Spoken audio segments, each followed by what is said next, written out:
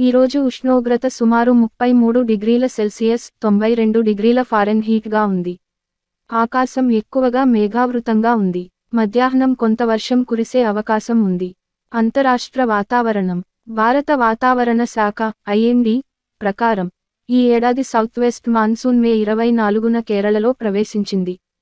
ఇది 2009 తర్వాతి అతి త్వరిత ప్రవేశం. ఆంధ్రప్రదేశ్ రాష్ట్రంలో మాన్సూన్ మే 28 లేదా 29 తేదీల్లో ప్రవేశించే అవకాశం ఉంది. తీరం వద్ద హెచ్చరికలు. ఆంధ్రప్రదేశ్ తీర ప్రాంతాల్లో 35 నుండి 45 కి.మీ. వేగంతో గాలులు వీచే అవకాశం ఉంది, గరిష్టంగా 55 కి.మీ. వరకు. మత్స్యకారులు మే 28 వరకు సముద్రంలోకి పోవద్దని ఐఎండీ హెచ్చరికలు జారీ చేసింది. తదుపరి వాతావరణ సూచన. మే 25 ఉరుములతో కూడిన తేలికపాటి వర్షాలు. మే 26 నుండి 28 మేఘావృతంగా ఉండే అవకాశం, కొన్ని చోట్ల ఉరుములు మరియు వర్షం.